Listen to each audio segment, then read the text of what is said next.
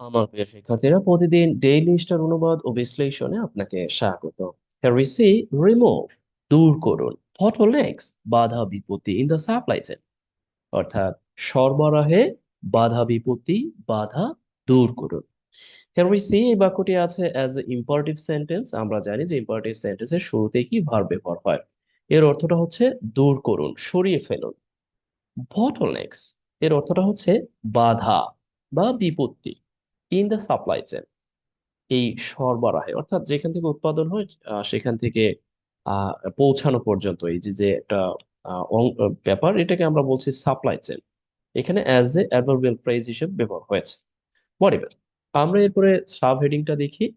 Government, সরকার, must plan, অবশ্যই পরিকল্পনা করবে। যখন মাস্ট হয় তখন বাধ্যবাধকতা বোঝায়। এর অর্থটা হচ্ছে অবশ্যই করবে। প্ল্যান, পরিকল্পনা। হ্যাঁ, এর এজ এ অনেকটা আপনি বলতে পারেন যে অ্যাডভার্বের মতো কাজ করেছে। মানে এর অর্থটা হচ্ছে আগেই পরিকল্পনা করবে। টু টেকেল সাডেন শটস, টেকেলটা ব্যবহার হয়েছে অনেকটা হচ্ছে মানে দমাতে বা বজায় রাখতে। সাডেন শট, এই হঠাৎ ধাক্কা, তাৎক্ষণিক ধাক্কা। ওকে, আমি এগুলোকে একেবারে ইন ডিটেইল পরবর্তীতে বলবো। প্রথমে আমি একটু পড়ে যাই তড়িৎ গতিতে, তারপরে আবারও এগুলোকে পুঙ্খানুপুঙ্খ রূপে বিশ্লেষণ করব। ওকে, এর অর্থটা হচ্ছে সরকার অবশ্যই এই যে হঠাৎ যে ধাক্কা, সাডেন শকস, এই হঠাৎ ধাক্কাকে দমাতে, বজায় রাখতে আগেই পরিকল্পনা করবে। নেক্সট উই সি, আপনাদের প্রশ্ন থাকবে কোথায় জানেন? আমি সেগুলোকে ইন্ডিকেট করেছি। এই যে যে সিন্স এর পরে আইএনজি যুক্ত ফর্ম টেকিং কিভাবে ব্যবহার হলো, স্ট্রাগলিং কিভাবে হলো, অ্যাটেম্পটিং কিভাবে হলো, অথবা এই যে এখানে দেখুন ইটালিক করা অনেক বড় একটি বাক্য, এটাই বা কিভাবে তৈরি হলো। আমরা দারুণ ভাবে এগুলোকে উপলব্ধি করার চেষ্টা করব, প্র্যাকটিক্যালি দেখব, এবং আমরা নিজেরাও দেখব এগুলোকে আমাদের রিয়েল লাইফ এক্সপিরিয়েন্সে আমরা কাজে লাগাতে পারি কিনা। যাই হোক, আমরা আবার শুরু করতে পারি আমাদের যে মূল আলোচনা। Here we C, since taking office 6 months ago, এখানে কি করা হয়েছে জানেন? ওকে, আমি একটু পর বলছি। আমি তো বলেছি যে আমি পরে বিশ্লেষণ করবো, সরি টু সে। অর্থাৎ 6 মাস আগে থেকেই বিশেষ করে ক্ষমতায়, মানে 6 মাস আগে থেকেই ক্ষমতায়, এরকম অর্থটা প্রকাশ করেছে। ক্ষমতায় থেকে the government, interim government has undertaken several initiatives, অর্থাৎ এই অন্তর্বর্তীকালীন সরকার আহ কয়েকটি বা কয়েক ধরনের কয়েকটি কি নিয়েছে, উদ্যোগ নিয়েছে। আন্ডারটেকেন, উদ্যোগ নিয়েছে to bring inflation under control, অর্থাৎ এই যে যে মুদ্রাস্ফীতি আছে, যেখানে দ্রব্যমূল্যের দাম বেড়ে যাওয়া, টাকার অবমূল্যায়ন হওয়া, এই মুদ্রাস্ফীতি যেটা বলা হচ্ছে যে এটাকে কন্ট্রোলে আনতে, আন্ডার কন্ট্রোল, অর্থাৎ নিয়ন্ত্রণ, নিয়ন্ত্রণ করতে সরকার কয়েকটি উদ্যোগ নিয়েছে। attempting to provide some relief, অর্থাৎ চেষ্টা করেছে। attempting, দেখুন আমি কিন্তু বলছি চেষ্টা করেছে, আমরা গ্রামাটিক্যালি দেখবো। চেষ্টা করেছে টু প্রোভাইড সাম রিলিফ, কিছুটা স্বস্তি দিতে। টু অর্ডিনারি পিপল, অর্থাৎ অর্ডিনারি পিপলকে, সাধারণ মানুষকে কিছুটা স্বস্তি দিতে কি করেছে, মানে তারা চেষ্টা করেছে। Struggling with cost of living crisis, অর্থাৎ এই যে স্ট্রাগলিং এর কাজটা আবার পিপলরা করেছে, অর্থাৎ যেই মানুষেরা বিশেষ করে জীবনযাত্রার যে সংকট, জীবনযাত্রার যে মানে আহ ভয়াবহ যেই অর্থ সংকটের সাথে ভুগছে সেভারাল ইয়ার্স না, অর্থাৎ কয়েক বছর ধরে এখন, এরকম কয়েক বছর ধরে এখনো পর্যন্ত এই বিষয়টাকে নিশ্চিত করতে এইভাবে ব্যবহার হয়েছে। অর্থাৎ আমরা বলতে পারি যে এই যে 6 মাস আগে থেকেই ক্ষমতায় অন্তর্বর্তীকালীন সরকার কয়েকটি উদ্যোগ নিয়েছেন এই ইনফ্লেশনকে কমাতে, এবং তারা এই সাধারণ মানুষকে কিছুটা স্বস্তি দেওয়ার চেষ্টা করেছেন। যেই মানুষগুলো মূলত বছরের পর বছর ধরে বা কয়েক বছর ধরে কস্ট অফ লিভিং ক্রাইসিস, এখানে কস্ট অফ লিভিং অনেকটা মনে করেন যে অ্যাডজেক্টিভের মতো কাজ করেছে। এর অর্থটা হচ্ছে মানে জীবনযাত্রার মানে অনেকটা কি বলে, আহ অর্থ সংকট বা অনেকটা মানে মানে ব্যয়বহুল জীবনের যে ক্রাইসিস, এটাকে নির্দেশ করেছে। হিয়ার উই সি, আমরা আরো গ্রামাটিক্যালি দেখবো। হাউএভার, যা হোক, why, যখন, these measures has have had some impact, অর্থাৎ যখন এই যে মেজার্স, এই পদক্ষেপগুলো কিছুটা পদক্ষেপ না কিছুটা মানে প্রভাব ফেলেছে, হ্যাভ হ্যাড কিছুটা প্রভাব ফেলেছে, ওকে, কিছুটা প্রভাব রেখেছে স্লাইটলি। মানে এখানে আমার দেখুন একটা ড্যাশ ব্যবহার করা হয়েছে, কেন করা হলো? এটার নাম হচ্ছে এম ড্যাশ, এটা আমরা দেখবো। স্লাইটলি, স্লাইটলি দ্যাট মিনস হালকা ভাবে, কিছুটা। হিয়ার ইজিং ইনফ্লেশনারি প্রেশার, অর্থাৎ কিছুটা কমিয়েছে, বিশেষ করে এই যে মুদ্রাস্ফীতি জনিত যে প্রেশার আছে, চাপ আছে, এটা কিছুটা কমিয়েছে। দেয়ার ফুল ইফেক্ট, তাদের পুরোপুরি প্রভাব। এই দেয়ার ফুল ইফেক্ট বলতে বুঝিয়েছে বিশেষ করে এই মেজার্স গুলোকে, if dear to be felt, অর্থাৎ মানে এখনো ভাবতে হচ্ছে, এখনো সম্পূর্ণ হয়নি। সি ইয়েট ভার্বের পরে ব্যবহার হয় নেগেটিভ সেন্স, অর্থাৎ এখনো পর্যন্ত মানে এর যে প্রভাবটা, অর্থাৎ এই মেজার্স এর যে প্রভাবটা এখনো পর্যন্ত কি মানে কার্যকর হয়নি, বা আমরা বলতে পারি যে এখনো ভাবা হয়নি, এরকম নির্দেশ করছে। যেমন যে লার্জলি, অনেকাংশেই, টু, অনেকাংশেই, কারণে, ইনএফিশিয়েন্ট সাপ্লাই চেইন, অর্থাৎ এই যে যে মানে অপরিপক্ক বা অপর্যাপ্ত যে সাপ্লাই চেইন, এটাকে আমরা বলতে পারি যে অদক্ষ সাপ্লাই চেইন। দ্যাট ইজ রিডলড, যেটা মূলত জর্জরিত। রিডলড, রিডল সাধারণত ধাঁধা অর্থে আমরা ব্যবহার করে থাকি, বাট এখানে অর্থটা দিচ্ছে জর্জরিত উইথ অবস্টাকলস, অর্থাৎ বাধা বিপত্তি, যত ধরনের ঝামেলার সাথে জর্জরিত।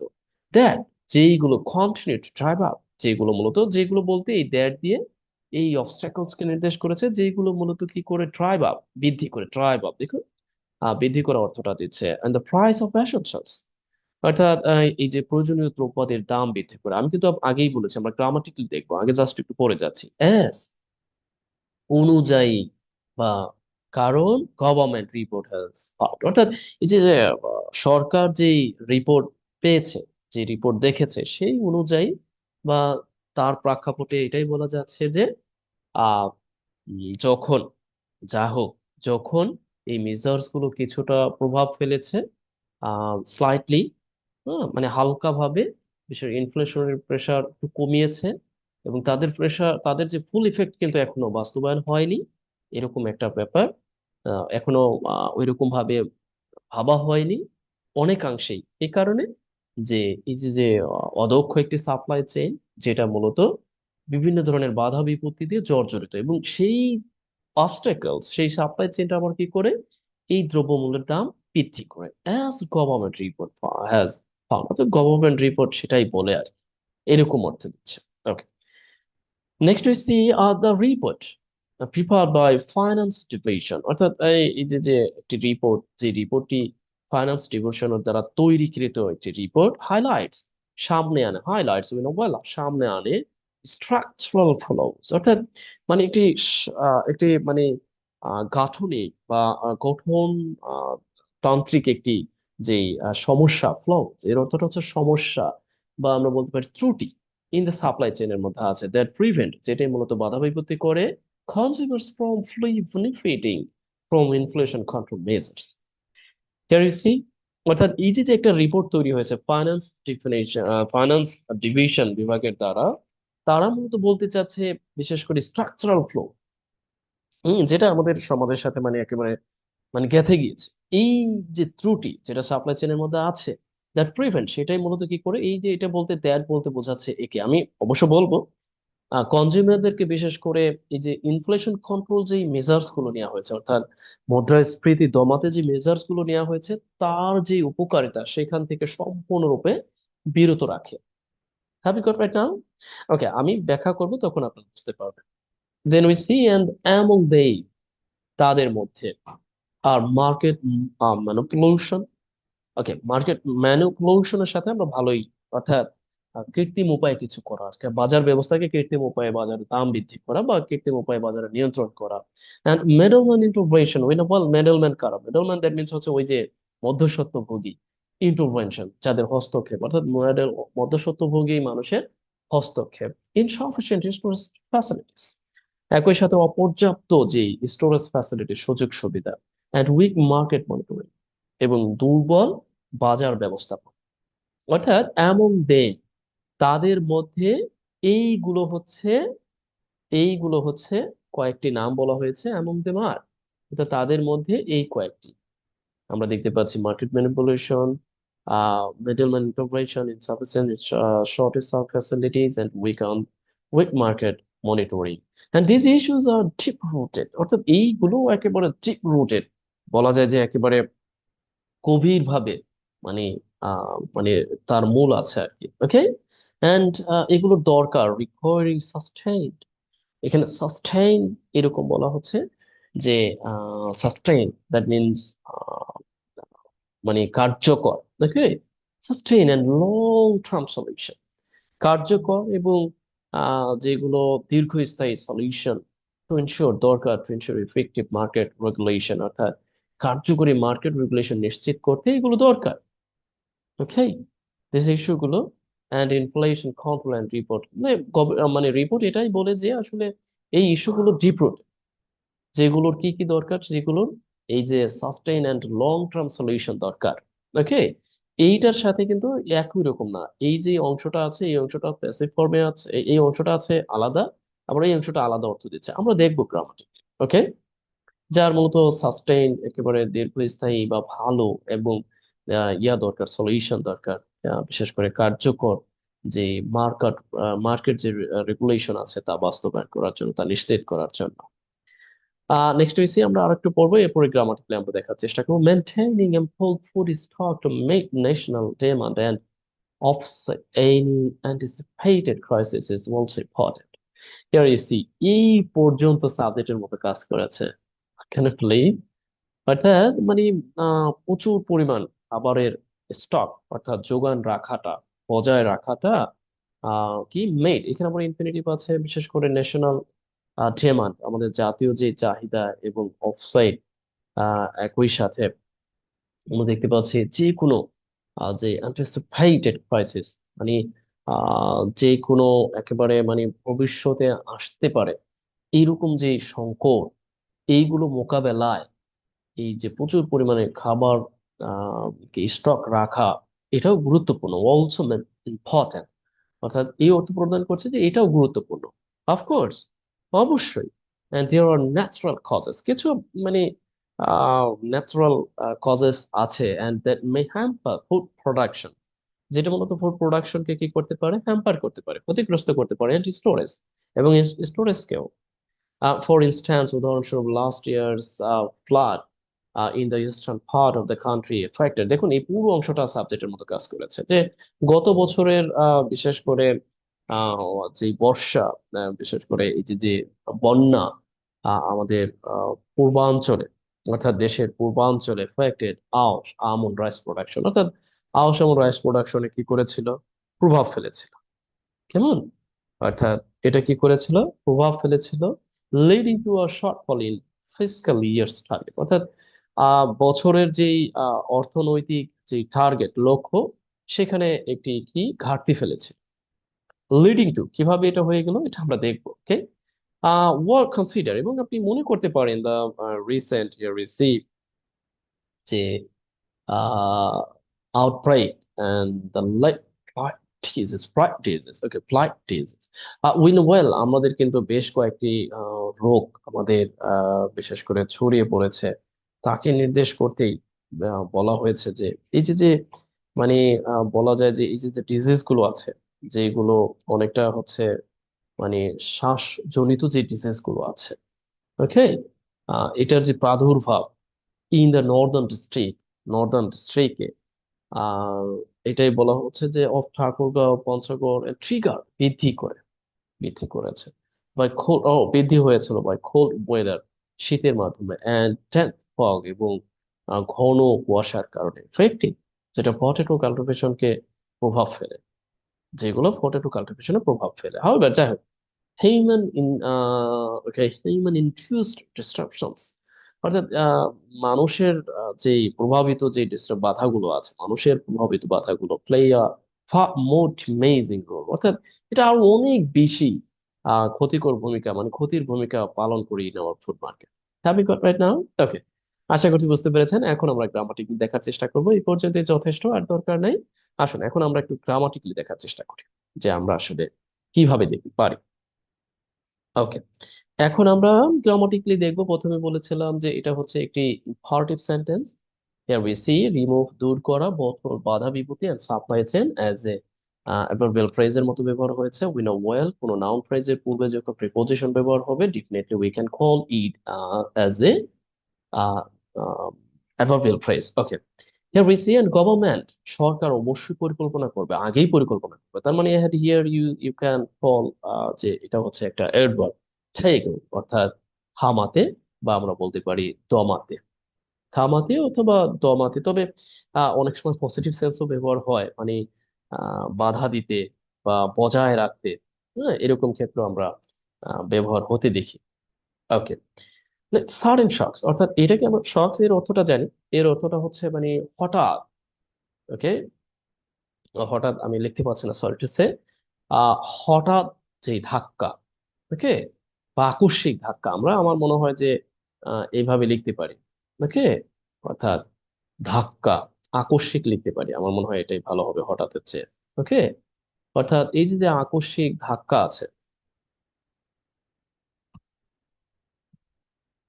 সরি টু সে, আমি তো এটা লিখতে পারছি না, আমার আসলে লেখা একটু সমস্যা আছে, এই জন্য ঠিক ইজিলি অবধি লিখতে পারি না। ওকে, এখন এইটা কিভাবে লেখা হয়েছে আপনাদের এটা প্রশ্ন থাকবে। আমি শুরুতেই বলেছিলাম যে এই বাক্যটি আসলে কিভাবে লেখা হয়েছে। এখানে অনেক বড় একটি বাক্য লেখা হয়েছে, আমরা একটু চেষ্টা করবো এই বাক্যটিকে ভালোভাবে, এই জন্য আমাদের একটু ছোট করে নিতে হবে, যেন আমরা দারুণ ভাবে একটু বুঝতে পারি। ওকে, আসুন এখন আমরা একটু দেখার চেষ্টা করি। এটা মূলত অ্যাডভার্বিয়াল ক্লোজটাকে এখানে রিডিউস করা হয়েছে। অর্থাৎ এই অ্যাডভার্বিয়াল ক্লোজটাকে কি করা হয়েছে, রিডিউস করা হয়েছে। কিভাবে করা হয়েছে দেখুন। এটা মূলত লেখার কথা ছিল কোন ভাবে, আমি একটু বলে দিচ্ছি, এটাকে আবার কপি করি, আমার মনে হয় সবচেয়ে ভালো হবে। ঠিক আছে, ইজিলি, এই জন্য যে যেন আমি আপনাদেরকে দারুণ ভাবে বোঝাতে পারি। ওকে, ধরুন এই বাক্যটা লেখার কথা ছিল এক্স্যাক্টলি এইরকম ভাবে। দেখুন, এই বাক্যটা লেখার কথা ছিল এইরকম ভাবে, এই সাবজেক্টটা এখানে এনে এইখানে দেওয়ার কথা ছিল। Okay, true, just take it easily. দেখুন যে কিভাবে ওরা বাক্যটা তৈরি করেছে। হওয়ার কথা ছিল এইরকম ভাবে, যে since the interim government took office 6 months ago, অর্থাৎ যখন থেকে 6 মাস আগে, যখন থেকে এই অন্তর্বর্তীকালীন সরকার ক্ষমতা নিয়েছিল। এরপরে এখানে তো আপনার এই গভর্নমেন্টের একটি আরেকটি বাক্য এখানে, এখানে একটি pronoun form it, it has undertaken. এখন ঠিক আছে, বুঝতে পারছেন? এখনো ঠিক নেই, কারণ এটার কাজ তো এখনো হয়নি। বলতে পারেন এটা কিভাবে হবে। এখন আপনি যেটা বলতে পারেন যে যা কিছুটা কি করেছে, অর্ডিনারি পিপলকে কিছুটা রিলিফ দেওয়ার চেষ্টা করছে। অর্থাৎ এখানে আপনি বলতে পারেন যে এইরকম যে হুইজ, এরপর আপনি বলতে পারেন যে হ্যাজ attempted to provide, চেষ্টা করেছে, এইরকম। অর্থাৎ এই হুইজ বলতে আমি বোঝাচ্ছি এই যে যে ব্যাপারটি আছে না, এই যে যে সরকার এই যে যে ব্যবস্থাটা নিয়েছে না, এটাকে নির্দেশ করছে। অর্থাৎ এই যে যে নিয়েছে, কি নিয়েছে, এই যে যে ব্যবস্থাটা নিয়েছে, যেটা মূলত একটু আন্ডার কন্ট্রোলে আনার জন্য। ওকে, এই কন্ট্রোল আনার জন্য যে ব্যবস্থাটা নিয়েছে, যে যা মূলত কি করেছে, চেষ্টা করেছে, attempted to provide, sorry to say, provide some relief, কিছুটা স্বস্তি to ordinary people। এবং এখন আবার এই যে যে আইনজীবী তুফান, এটা আবার কাকে নির্দেশ করেছে, ডেফিনেটলি এটা আবার নির্দেশ করেছে অর্থাৎ এখানে লেখা আছে এরকম যে হু আর, or you can call for several years, দেখতে কয়েক বছর ধরে।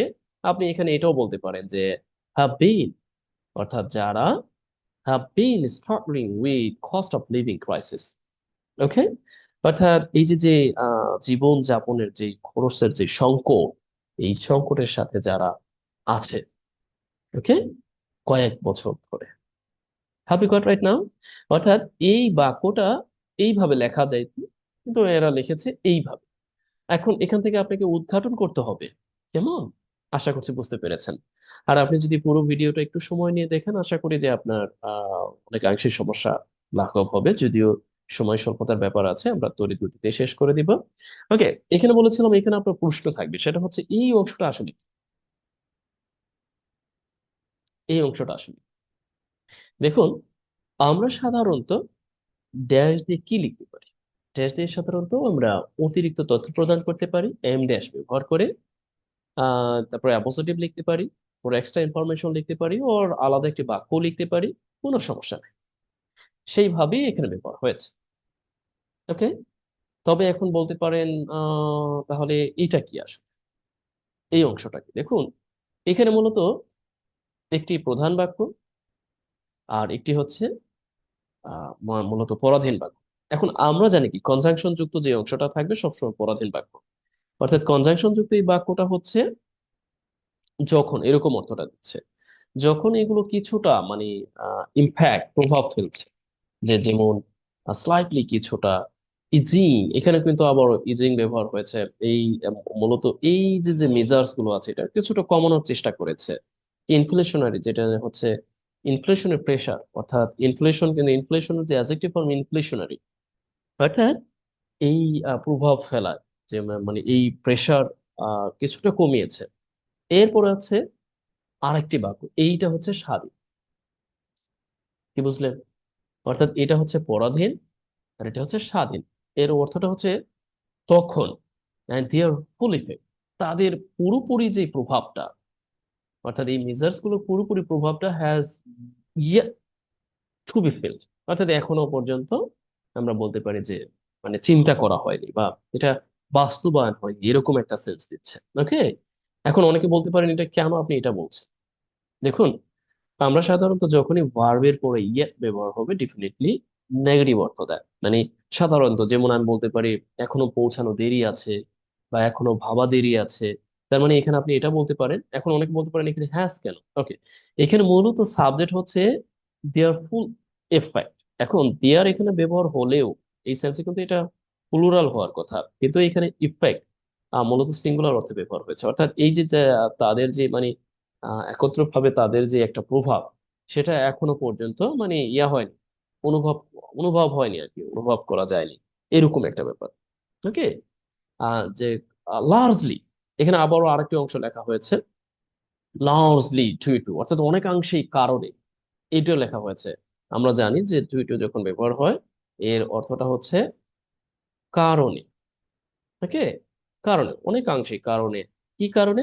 An in efficient supply chain, অর্থাৎ একটি অপর্যাপ্ত বা অদক্ষ সাপ্লাই চেইনের কারণে। এবং সেই সাপ্লাই চেইনটি, এখানে আবারও দেখুন একটি রিলেটিভ প্রোনাউন আছে, এটা মূলত আবারও এই বাক্যটি তৈরি করতে সাহায্য করেছে। অর্থাৎ যেই সাপ্লাই চেইনটি, অর্থাৎ এইকে নির্দেশ করেছে, এই যে যে অদক্ষ বা অপর্যাপ্ত যে সাপ্লাই চেইনটি আছে, যেটা মূলত রিডলড উইথ, অর্থাৎ জর্জরিত। আমরা আসলে জর্জরিত, জর্জরিত আমি দেখতে পাচ্ছি না এখন। ওকে, জর্জরিত।